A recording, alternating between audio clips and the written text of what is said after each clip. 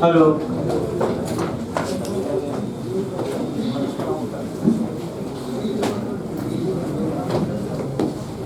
देखिए criminal transparency कल बताया गया था, पहले उसको लिखा दिया जाता है टाइम फ्री के लिए, तब आपका अगला चैप्टर शुरू किया जाएगा। ये क्वेश्चन बनने का पूरा चांस है यहाँ। देखिए भाई हेडिंग डालिए तो आपराधिक षड्यंत्र या क्रिमिनल ट्रांसपेरेंसी, इन क्वेश्चन बनने का चांस रहता है यहाँ पूरा।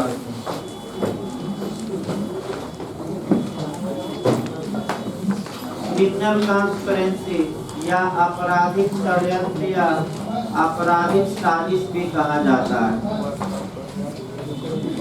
आपराधिक साजिश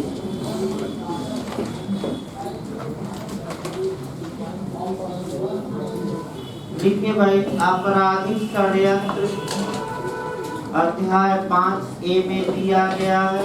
आजकल अध्याय भी पूछ ले रहा है। चैप्टर 5A धारा 120A और 120B, आपराधिक षड्यंत्र अध्याय 5A, कैपिटल ए लिखिएगा। 5A में दिया गया कि 500 में धारा 120A और 120B में दो धाराएं हैं, 120A और 120B। यहाँ जो क्वेश्चन आपका बनता है कि आपराधिक षड्यंत्र किस धारा में परिभाषित किया गया, तो भी लिखिए आपराधिक षड्यंत्र की परिभाषा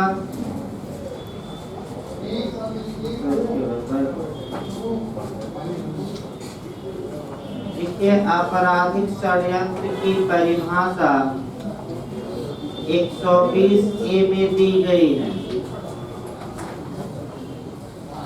ये बैठे कुर्सी पर 120A में दी गई है तथा इसके लिए दंड, उससे आगे करके बैठेगा रास्ता है, उससे आगे करके तथा इसके लिए दंड 120B में दिया गया है तथा इसके लिए दंड 120B में दिया गया है।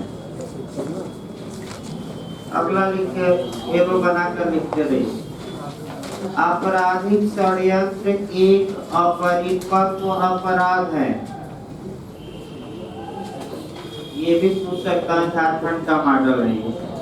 आपराधिक षड्यंत्र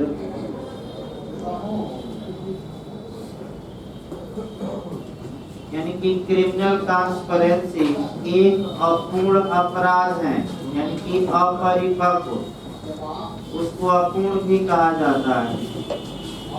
अपरिपक्व आगे आकर बैठ के आगे अपरिपक्व अपराध है। आगे लिखिए, आपराधिक षड्यंत्र की सर्वप्रथम परिभाषा, ये केस भी पूछा जा सकता है। लिखिए, आपराधिक षड्यंत्र की सर्वप्रथम परिभाषा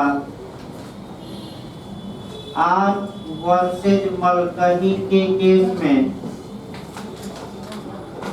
आर वर्सेज मलकही अंडरलाइन कर दीजिएगा। मुलकही भी कहीं कहीं देता है, लेकिन मलकही ज्यादा लिखता है। आर वर्सेज मलकही के केस में 1868 ईस्वी में 1868 ईस्वी में जस्टिस विल्स ने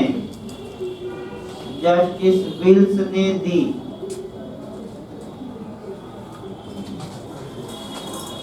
जस्टिस विल्स पूछ सकता है, अंडरलाइन कर लीजिएगा। जस्टिस विल्स ने दी। लिखे इसी में, इन्होंने यह परिभाषा, जस्टिस विल्स याद कर अंडरलाइन कर लेना है। इन्होंने यह परिभाषा जस्टिस ब्लैकबर्न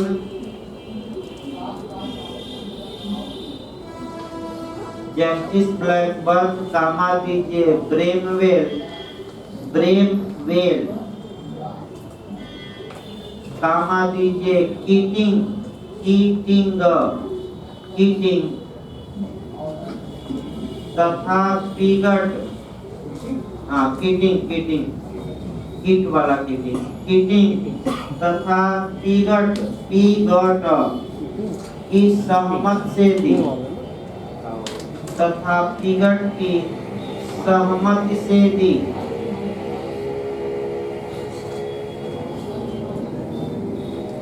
इस केस में इसी लाइन में लिखना है, इस केस में दी गई परिभाषा को ही,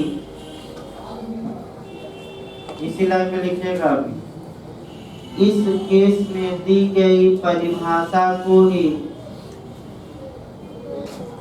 आईपीसी की धारा 120 ए में, आईपीसी की धारा 120 कैपिटल ए लिखेगा, ए में समाहित किया गया है, समाहित किया गया है।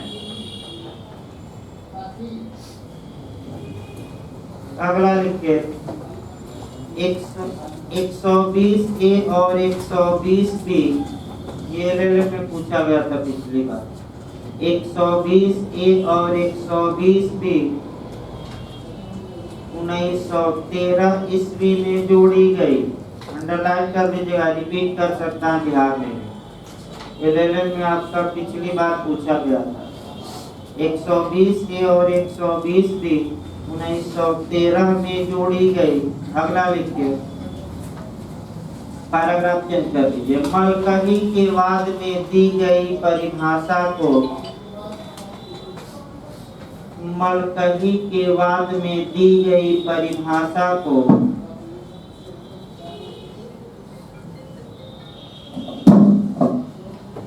Mean versus Latham, mean versus Latham के बाद में अनुमोदित किया गया।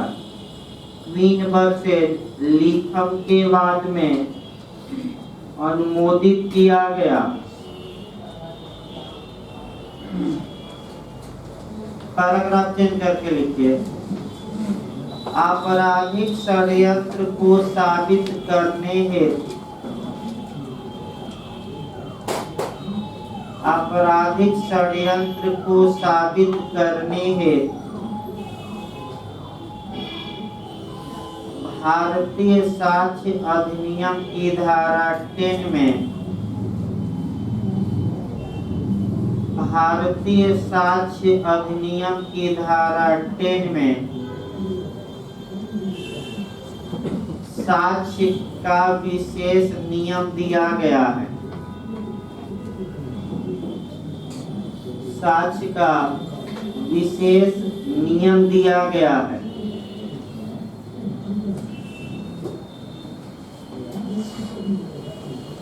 जो एजेंसी के सिद्धांत पर आधारित है, एजेंसी माने अभिकरण, जो एजेंसी के सिद्धांत पर अभिकरण, जो अभिकरण के सिद्धांत पर आधारित है। पूछा गया ये भी क्वेश्चन, एजेंसी का सिद्धांत। एजेंसी का मतलब ये होता है कि अगर एजेंट ने कोई कार्य किया है तो उसके लिए एजेंट तो उत्तरदायी होता ही है, मालिक भी उत्तरदायी होता है। यहाँ षड्यंत्रकारियों में भी वही नियम है। एक षड्यंत्रकारी ने जो कहा, किया या लिखा, केवल उसके खिलाफ ही वह साक्ष्य में प्रयोग नहीं होगा, बल्कि अन्य षड्यंत्रकारियों के खिलाफ भी वह एविडेंस में प्रयोग होगा। और यही एविडेंस की कौन सी धारा बताती है? 10। अगला लिखिए भाई, इंग्लैंड, षड्यंत्र के लिए कम से कम 2 व्यक्तियों का होना आवश्यक है। षड्यंत्र के लिए कम से कम 2 व्यक्तियों का होना आवश्यक है।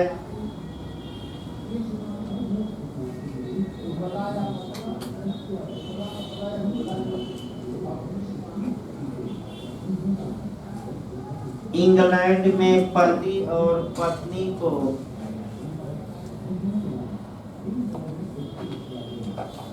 इंग्लैंड में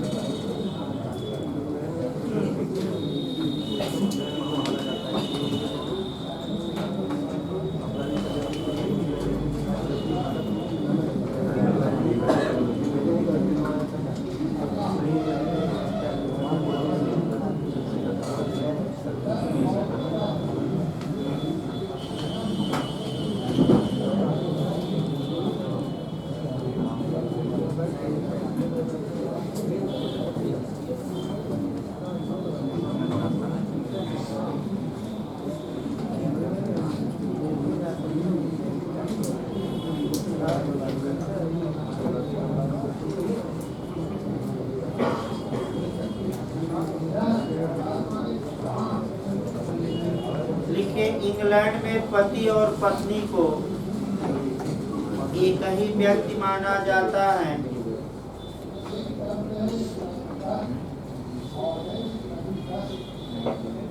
अतः यदि पति और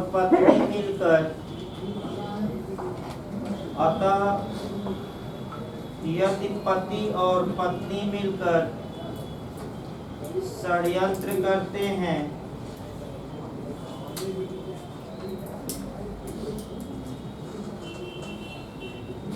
तब ये इसके लिए दोषी नहीं होंगे।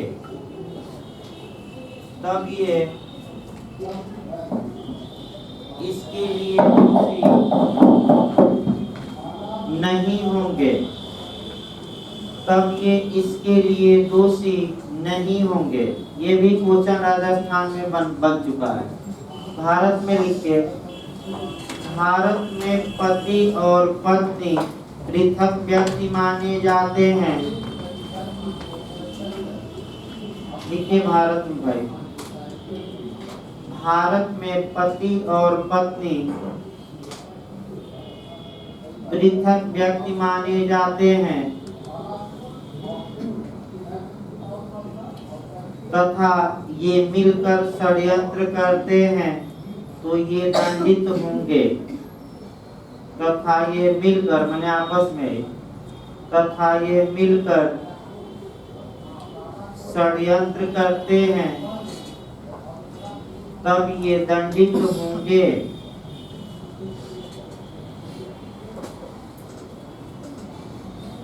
इसी के साथ इसमें एविडेंस की एक धारा और जोड़नी है। लिखिए, भारतीय साक्ष्य अधिनियम की धारा 120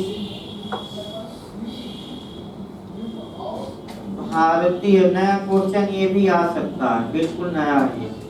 भारतीय साक्ष्य अधिनियम की धारा 120 पति और पत्नी को पृथक व्यक्ति मानती है। उसमें समाहित है, लिखा नहीं गया डायरेक्ट। भारतीय साक्ष्य अधिनियम की धारा 120 पति और पत्नी को पृथक व्यक्ति मानती है। ये नया क्वेश्चन आपका बन सकता है। अगला लिखिए भाई, यदि अपराध, एक लाइन और लिखिए इसमें तब आपका लिखिए, आपराधिक षड्यंत्र का क्रोध कभी काल पूछा जाता है, मुख्य पहलू क्या है? तो आपराधिक षड्यंत्र का क्रोध पूछे तो आप कहिएगा सहमत होना। आपराधिक षड्यंत्र का क्रोध मतलब सार क्या है या मुख्य पहलू क्या है? तो सहमत होना, यानी कि केवल रजामंद होना ही क्या है? पर्याप्त। लेकिन कब बताया गया वही अब लिखवाना। लिखिए, यदि अपराध करने या करवाने के लिए, इसी लाइन में लिख सकते हैं आप, यदि अपराध करने या करवाने के लिए सहमत हुए हों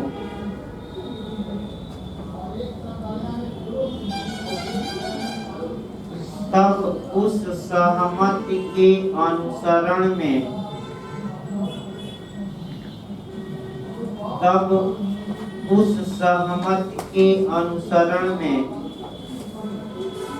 कोई कार्य किया जाना आवश्यक नहीं है। ये आपका पूछ सकता है क्वेश्चन ये भी। तो उस सहमत के अनुसरण में कोई कार्य किया जाना आवश्यक नहीं है। मात्र कल बताया गया था रजामंदी ही व्यक्ति को क्या करा देगी? दंडित। लेकिन कब? जब रजामंदी किसके लिए हुई हो? अपराध को करने या करवाने, अन्य कार्य करने या करवाने, अपराध। अगर अन्य कार्य करने या करवाने के लिए है तो कुछ न कुछ उस सहमत के आगे बढ़ाने के लिए, यानी कि अग्रसरण में कार्य होना जरूरी है। ये सतर्क रहिएगा। लास्ट लाइन लिखिए, 107 के सेकंड क्लास में, एक लाइन और लिखवा दे। 107 के सेकंड क्लास में आपराधिक षड्यंत्र द्वारा दुष्प्रेरण का प्रावधान किया गया है।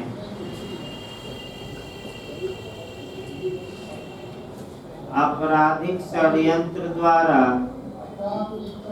दुष्प्रेरण का प्रावधान किया गया है,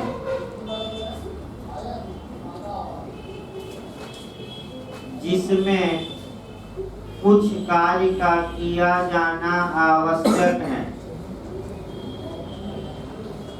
यानी कुछ न कुछ होना चाहिए कार्य, केवल सहमत से नहीं काम चलेगा।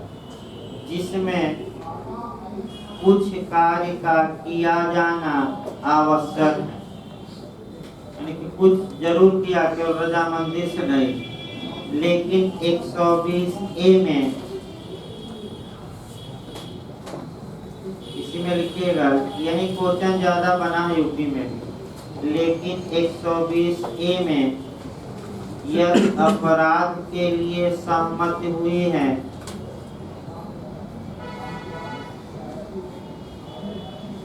यदि अपराध के लिए सहमति हुई है तब किसी कार्य का किया जाना आवश्यक नहीं है। तब किसी कार्य का किया जाना आवश्यक नहीं है। इसके बाद आपका कभी काल 4 ऑप्शन देकर पूछा जाता है, व्यापक कौन दायरा है किसका, सीमित किसका है। लिखिए भाइयों, 107 के सेकंड खंड का दायरा सीमित है। 107 के सेकंड खंड का दायरा सीमित है, जबकि 120A का दायरा व्यापक है। जबकि 120A का दायरा व्यापक है।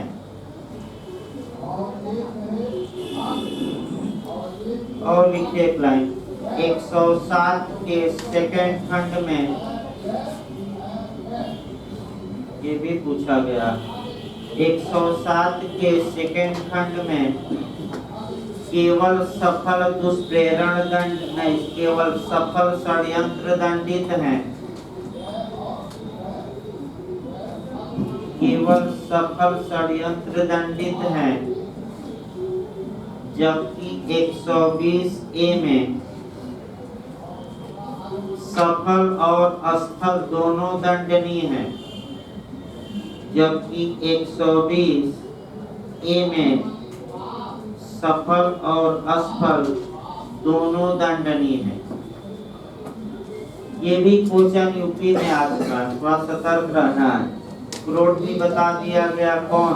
सहमत। और इसी तरह कोड आपका एक और परीक्षा में कॉन्ट्रैक्ट में बना था, यानी कि आप शुद्ध रूप से जोड़ सकते हैं, कह सकते हैं कि कॉन्ट्रैक्ट या संविधान नियम की धारा 30 कंसेंसस एडाइडम, यानी कि एक बात पर एक भाव में सहमत होना, इसी को कंसेंट कहा जाता है। तो जब सहमत नहीं तो करार नहीं, कौन सी धारा? 13। और कहीं आपका घुमावदार क्वेश्चन एक लोग पूछ रहे थे, बहुत किसी क्वेश्चन को बड़ी घुमा कर पूछा गया था, किसी कंपटीशन में भी याद नहीं आ रहा फिलहाल। उसी प्रकार आपका सहमत नहीं है तो षड्यंत्र नहीं है, और सहमति हो गई तो क्या हो गया? षड्यंत्र। ये यही याद रखिएगा सर, यानी कि एग्री हो गए दोनों लोग तो क्या हो गया? षड्यंत्र। अब आइए अगला अध्याय शुरू किया जाए। आपका लिखिए अध्याय 5। यहाँ से भी एक क्वेश्चन बनने का पूरा चांस बनता है हमेशा। लिखिए चैप्टर 5। कल थोड़ा बहुत समझा गया था, उसको 5 लाइन 10 में लिखवा दिए, तब एक ही बात शुरू किया जाए।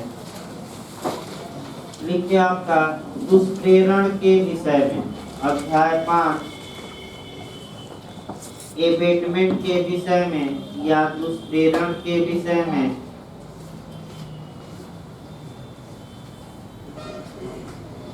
सेक्शन 107 से लेकर 120, 107 से लेकर 120, 107 से लेकर 120। लिखिए पहले सामान्य बातें लिखिए। दुष्प्रेरण एक अपरिपक्व अपराध है। अपरिपक्व को अपूर्ण भी कहा जाता है। दुष्प्रेरण एक अपरिपक्व अपराध है।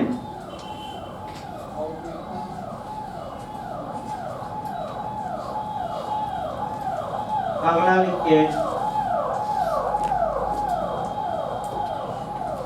दुष्प्रेरण के विषय में यह अध्याय पूर्ण प्रावधान नहीं करता। दुष्प्रेरण के विषय में यह अध्याय पूर्ण प्रावधान नहीं करता, यानी कि पूछ सकता है कि क्या सभी दुष्प्रेरण इसमें दंडनीय है? नहीं, अलग से भी दुष्प्रेरण दंडनीय नहीं करता, क्योंकि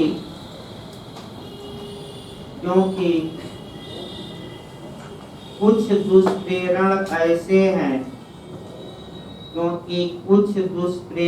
ऐसे हैं, जो आईपीसी में पृथक रूप से दंडनीय बनाए गए हैं। जो आईपीसी में पृथक रूप से दंडनीय बनाए गए हैं। जैसे एक दो उदाहरण बस लिखवाया जाएगा। जैसे धारा 305 के तहत 305 और कामा देकर लिखिए 300 आगे बताया जाएगा, डिटेल में यहाँ ना लिखा है। बस दो उदाहरण लिखिए 305 और दूसरा कौन सा 300 लिखिए। अगला लिखिए, बस पैराग्राफ चेंज करके लिखिए। दुष्प्रेरण तभी अपराध होगा। 305 और 306 जो दो उदाहरण अभी लिखवा गए। अगला लिखिए दुष्प्रेरण तभी अपराध होगा जब जिस कार्य का दुष्प्रेरण किया गया है, ये भी बहुत महत्वपूर्ण है वाक्य, जब जिस कार्य का दुष्प्रेरण किया गया है वह अपराध हो, वह अपराध हो। इसका मतलब ये हुआ कि अगर बी ने उकसाया, ए ने बी को उकसाया और कोई ऐसे कार्य को करने के लिए उकसाया जो कानून द्वारा कहीं भी दंडनीय नहीं है, तो ऐसी दशा में वह अपराध नहीं किया। जैसे कि उदाहरण देखिए, मान लीजिए ए ने बी को उकसाया कि हे बी, जो ये सी जो भिखारी है तुम्हारे पास जब भीख मांगने आएगा तो तुम इस भीख को न देना। यानी कि ए ने बी को उकसाया कि हे बी, जब ये सी तुम्हारे पास आएगा क्या मांगने, भीख, तो तुम भीख न देना। अब आप लोग बताइए, ए ने बी को दुष्प्रेरित कर दिया, यानी कि उकसा दिया, तो क्या जिस कार्य का दुष्प्रेरण किया गया है क्या वह आईपीसी में अपराध कहीं है कि नहीं? नहीं है। तो ये दंड का भागी होगा कि नहीं? नहीं। दिमाग अच्छे करके इस बात को देखिएगा। यानी कि दुष्प्रेरक कभी उस दुष्प्रेरण के लिए दंडित होगा जिस कार्य को करने का इसने दुष्प्रेरण किया है वह आईपीसी के तहत क्या हो, पहले से अपराध। एक और उदाहरण देखिए भाई, आपका वैसे उदाहरण सटीक नहीं है लेकिन 2013 के पहले हम बता रहे हैं। 2013 के पहले, वह भी 3 फरवरी 2013 के पहले ए बी को उकसाता है कि हे बी, तुम इस स्त्री सी का बार बार पीछा करो। तो अगर ये कार्य आपका 3 फरवरी 2013 के पहले किया हो तो ऐसी दशा में ए ने कोई अपराध नहीं किया, यानी कि ये दुष्प्रेरण के लिए दायी नहीं हो। क्यों? क्योंकि 3 फरवरी 2013 के पहले यह कार्य दंडनीय नहीं, यानी कि सतर्क भी रहना है। अगला लिखिए भाई, आपका आगे नियम लिखिए। दुष्प्रेरक का दायित्व सामान्यतः बदलता नहीं है। दुष्प्रेरक का दायित्व सामान्यतः बदलता नहीं है, लेकिन इसका एक अपवाद धारा 114 में दिया गया। लेकिन ये भी क्वेश्चन यही ज्यादा पूछा जाता है, लेकिन इसका एक अपवाद धारा 114 में दिया गया, 114, जहाँ की यदि दुष्प्रेरक घटना, यदि दुष्प्रेरक जहाँ की यदि दुष्प्रेरक अपराध करते समय उस स्थान पर उपस्थित हो जहाँ दुष्प्रेरक अपराध करते समय उस स्थान पर उपस्थित हो, तब उसका दायित्व बदल जाता है। तब उसका दायित्व बदल जाता है तथा वह मुख्य अपराधकर्ता के रूप में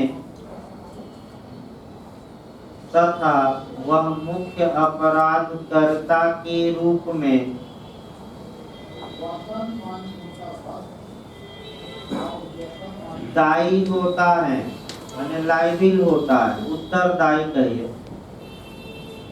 देखिए यहाँ से भी आपका क्वेश्चन अच्छा बनता है, सतर्क रहना है, आपका समस्या बनाकर देता है। यूपीजेपीओ में आ चुके हैं समस्या। ये देखिए, ए ने बी को उकसाया कि हे बी, तुम सी की हत्या कर दो, और जब भी इस कार्य को कर रहा था तो एक उस घटना स्थल पर, यानी कि उस स्थान पर क्या था, उपस्थित का मतलब ये नहीं हुआ कि एकदम सामने हो। उपस्थित का मतलब कि आसपास छुपा भी हो सकता है, यानी कि ये भी आपका बताया न्यायालय ने कि हो सकता है कि बगल में ही किसी घर से खिड़की से देख रहा हो या घर में बैठा हो, या आवश्यकता पड़े तो तुरंत हम भी क्या करेंगे, पहुंच जाएंगे। तो अब ए का दायित्व बताइए। वैसे अगर उपस्थित ए नहीं रहता तो इसका दायित्व क्या होता, तो ये हत्या के दुष्प्रेरण के लिए दोषी होता। लेकिन चूंकि घटना स्थल पर उपस्थित है इसलिए ए डायरेक्ट अब किसके लिए दोषी होगा, दुष्प्रेरण का दायित्व बदलेगा और डायरेक्ट हत्या करने के लिए। अर्थात ये माना जाएगा कि ए ने स्वयं अपने हाथों से किसकी हत्या की है, माना जाएगा, वास्तव में किया नहीं, कल्पना की जाएगी। 114 ज्वाइंट लायबिलिटी है, आगे बताया जाएगा। अभी ज्वाइंट लायबिलिटी बचा है, अगला लिखिए भाई आपका पैराग्राफ चेंज करके लिखिए आगे। आईपीसी में अपराध की शुरुआत धारा 107 से होती है। आईपीसी में अपराध की शुरुआत धारा 107 से होती है, जबकि दंड की शुरुआत 109 से। एक ही लाइन में समाहित करिएगा। आईपीसी में अपराध की शुरुआत 107 से, नए नए क्वेश्चन बन सकता है, जबकि दंड की शुरुआत 109 से होती है।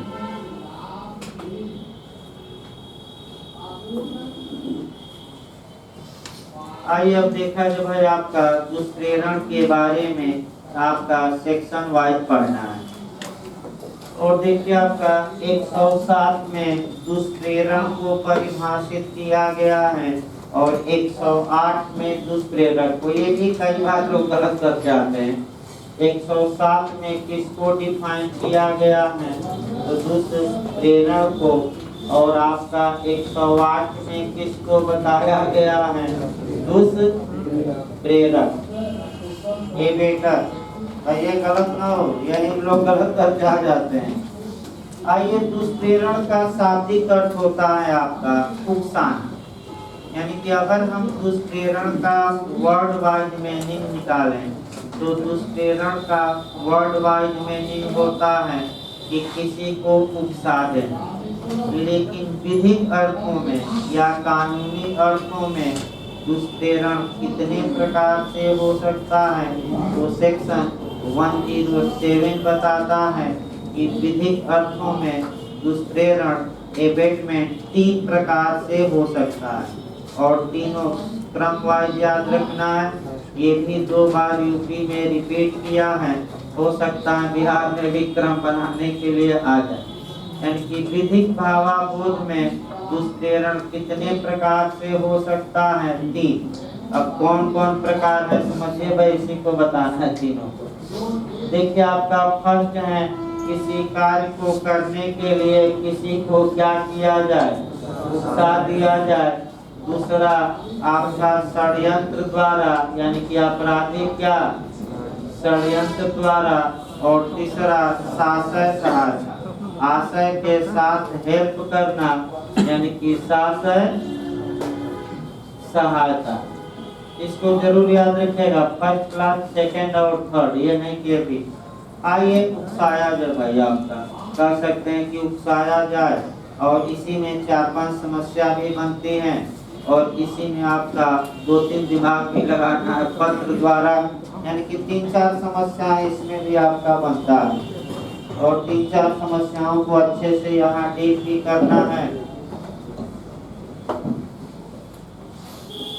देखिए आपका पहला जो 107 में एबेटमेंट हो सकता है, ये तीनों खंड याद रखिएगा लाइन बाय लाइन तीनों। आइए देखा जाए आपका दुष्प्रेरण के बारे में प्रावधान देखा जाए।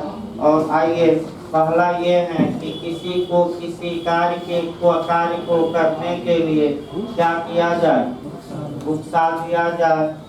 उकसाना का मतलब कि प्रोत्साहित करना।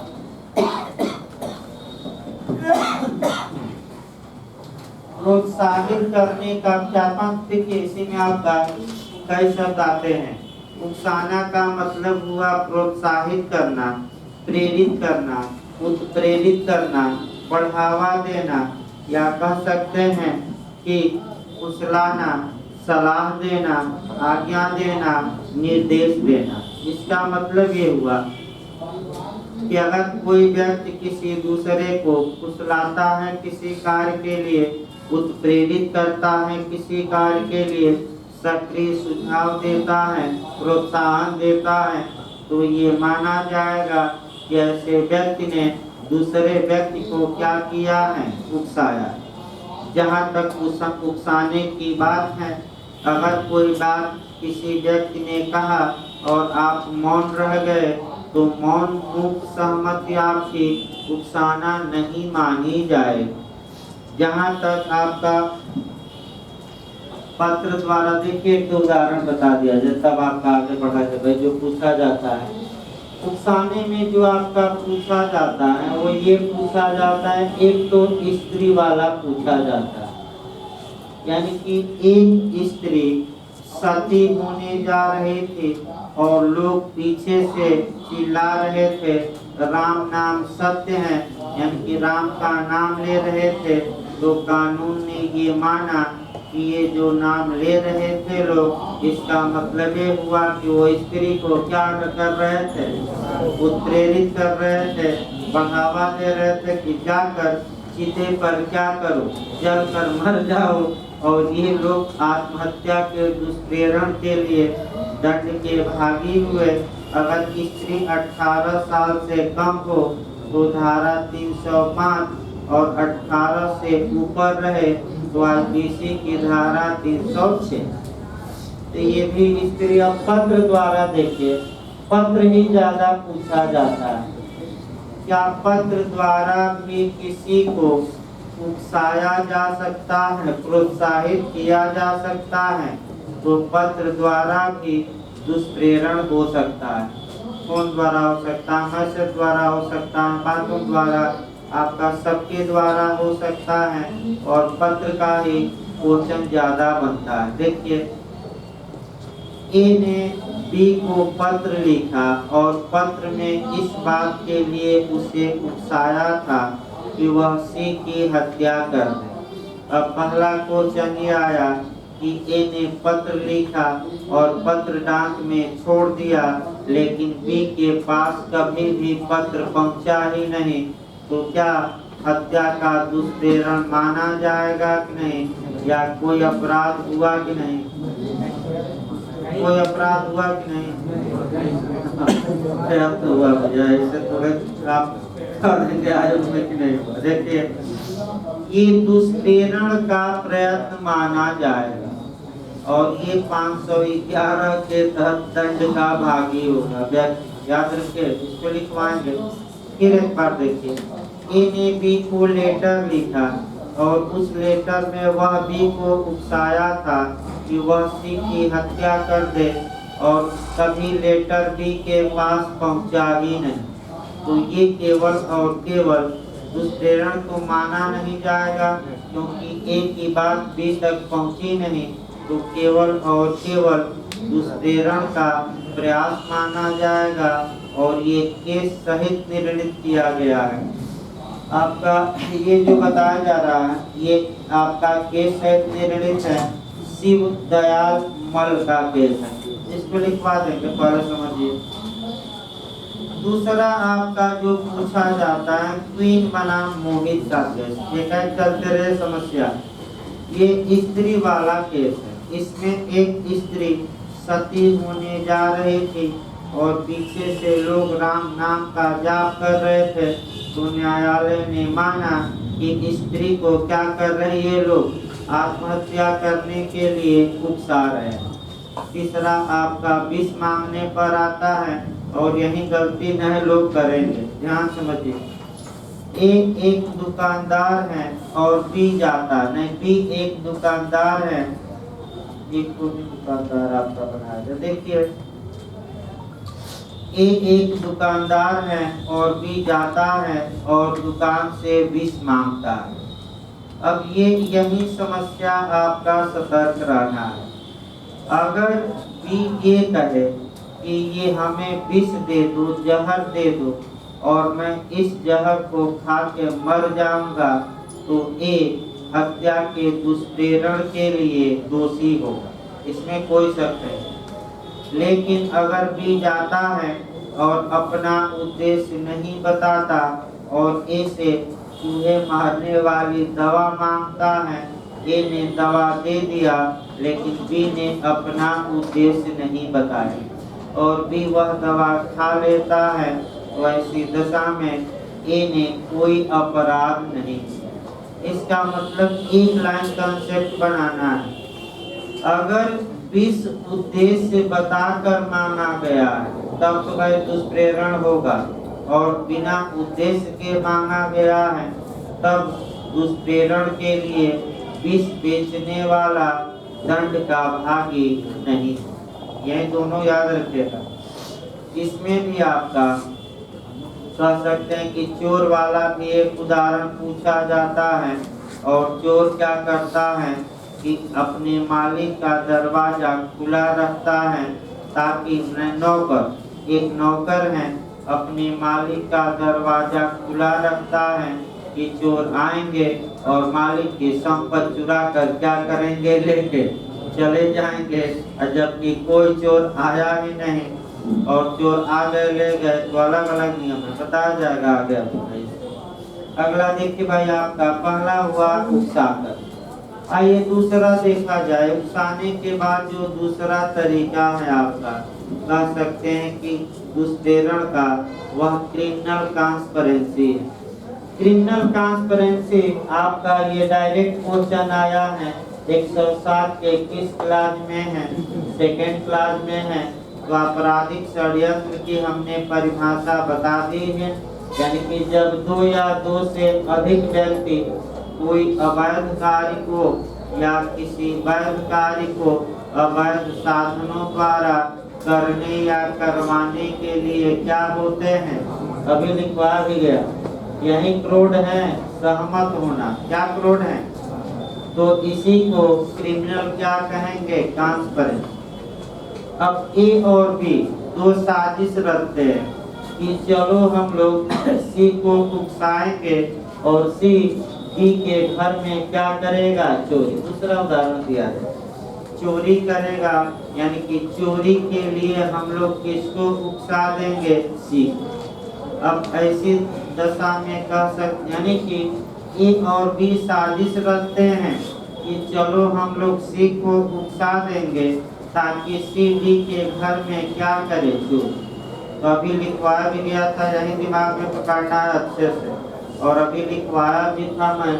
सबसे महत्वपूर्ण ये है कि आपका षड्यंत्र द्वारा दुष्प्रेरण किया गया, तो ऐसी दशा में कानून ये कहता है कि ए और बी तभी दंडनीय होंगे जबकि सी ने उस चोरी करने की दिशा में कोई क्या किया होगा।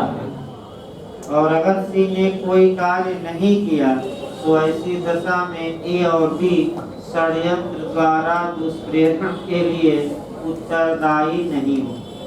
इसी कारण से यानी कि 120 का सेकंड क्लास कौन से षड्यंत्र को बताता है, सफल की असफल, सफल। और इसी कारण से 120 ए जोड़ी गई, और इस कारण जोड़ी गई कि चाहे सी कोई कार्य करे न करे, आपका चाहे सी मौन रह जाए, उससे कोई मतलब नहीं है।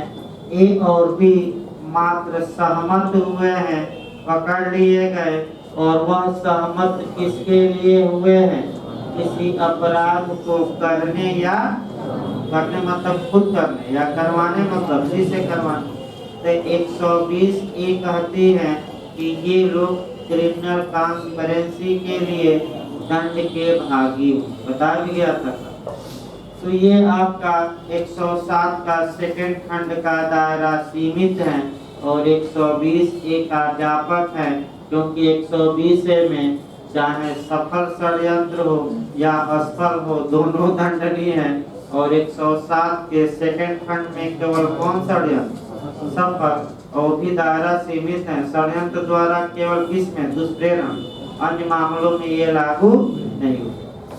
तीसरा ये साशय सहायता, यानी कि इसका मतलब ये हुआ कि कोई व्यक्ति किसी दूसरे व्यक्ति को कोई अवैध कार्य करने में या कोई ऐसा कार्य करने में जो अवैध न हो, करने या करवाने के लिए साशय सहायता यानी कि इरादे के साथ हेल्प करता है, सहायता देता है, तो ऐसा व्यक्ति क्रिमिनल कॉन्स्पिरेसी करता, ऐसा व्यक्ति दुष्प्रेरण करता है, यह माना जाएगा। साशय सहायता किसी एक्ट द्वारा हो सकती है या ओमिशन द्वारा, यानी कि कोई कार्य करके या कोई अवैध लोग, याद रखिए साशय सहायता कैसे, या तो कोई कार्य करके या इलीगल ओमिशन करके एक आपका कार्य दिखाया जाए और एक आपका दिखाया जाए इलीगल ओमिशन, अवैध लोग। दो उदाहरण मैं दे रहा हूँ। पहले अवैध लोग समझिए। देखिए अवैध लोग दो प्रकार का होता है। लोग का मतलब हुआ किसी कार्य को न करना। फिर एक बात समझिए, लोग का मतलब पूछा गया यूपीजे कार्य लोग आपका धारा 32 और धारा 33 दो सेक्शन आईपीसी के देखने हैं, और अवैध को आपका कल ही बताया गया। कौन सी धारा में बताया गया? 43 में बताया गया। फिर एक बार देखिए भाई, आपका जो ओमिशन होता है, एक बार ओमिशन को फिर से देखिए, तब बैक होते हैं साशय सहायता, बच्चों को ये भी बताना जरूरी। ओमिशन दो प्रकार का होता है, एक वैलिड और एक इनवैलिड। अगर वैलिड ओमिशन है यानी कि वैध लोप है, तो वह किसी अपराध का व्यक्ति दोषी नहीं होगा। वैध लोप का 2-3 उदाहरण देखिए और यूपी एपीओ में आ भी चुका है।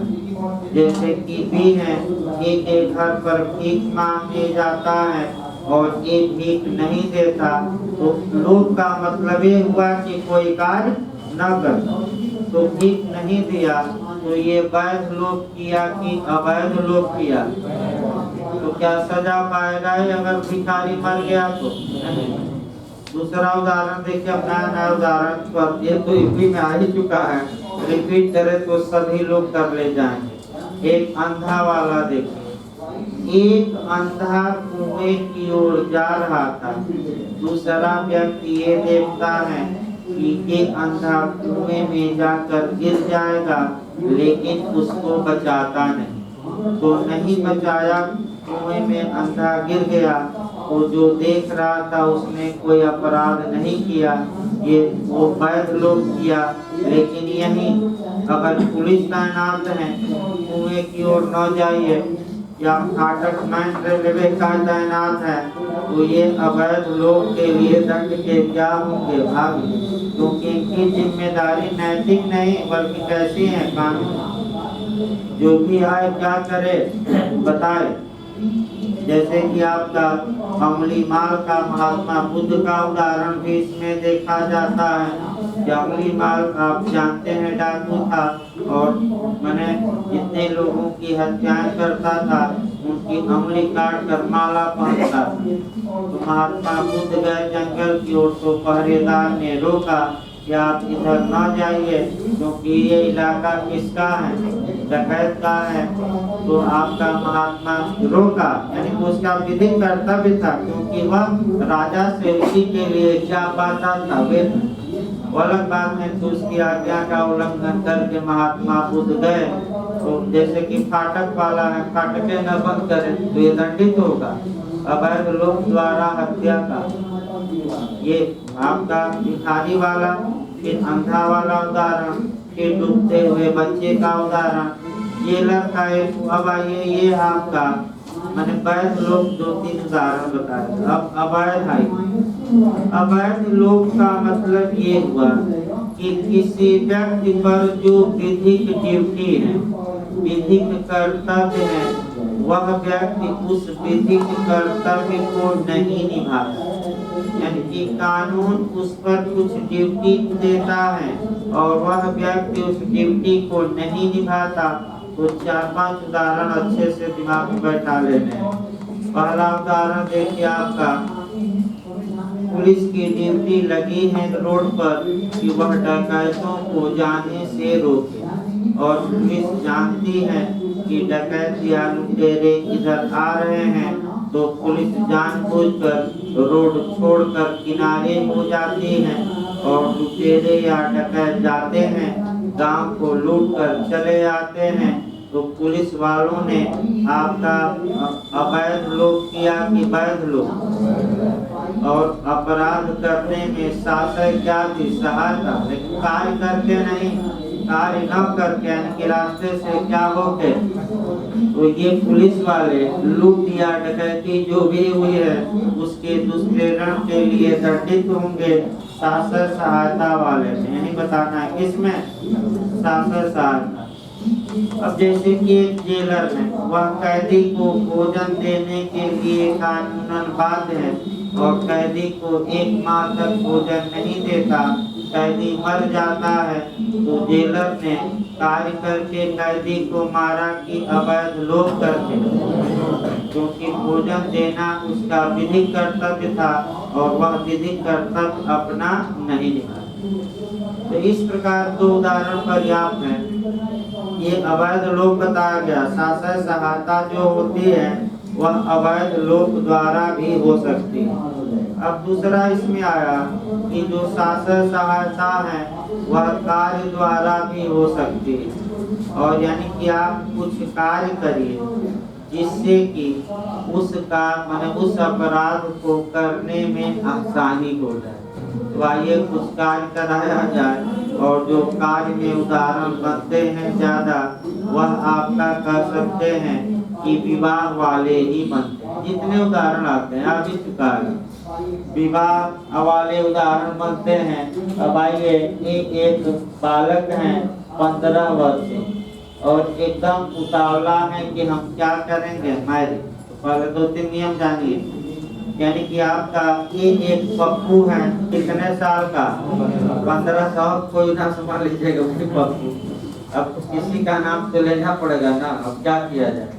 एक पप्पू है 15 साल का, एकदम उग्र हो गया है, उतावला हो गया है कि हम मैरिज करें। इसके पिताजी इससे करार करते हैं कि बेटा अभी मैरिज न करो, वयस्क होने पर करना, अगर अभी नहीं करोगे तो मैं तुम्हें 5 लाख रुपया दूंगा। ये प्रसन्न होता है और पिताजी से एग्रीमेंट कर लेता है। बताइए ये एग्रीमेंट वैध होगा कि शून्य, वैध होगा। धारा 26 कॉन्ट्रैक्ट, अवयस्क का विवाह करार द्वारा रोका जा सकता है, वैध होगा, वयस्क का नहीं। याद रखिए, दिमाग स्थिर करके समझिए भाई, कम से कम खुद को याद करिए। अगला देखिए भाई, आपका दूसरा देखा जाए विवाह के, मान लीजिए कि 15 साल का लड़का है, विवाह करने गया है, तो बाल विवाह प्रतिषेध अधिनियम 2006 बना है, वो 7 समाप्त हो गया, 2006 नया कानून बना है। 2006 के तहत आपका ये नियम है कि जो आपका विवाह करवाएंगे घराती हुए, आपका जमाती हुए, बाराती हुए, बैंड बाजा वाले हुए, सभी लपेटे जाएंगे और दंड आपका 2 वर्ष तक का कारावास है और जुर्माना शायद 2 लाख तक है, क्या, लेकिन 2 वर्ष तक का कारा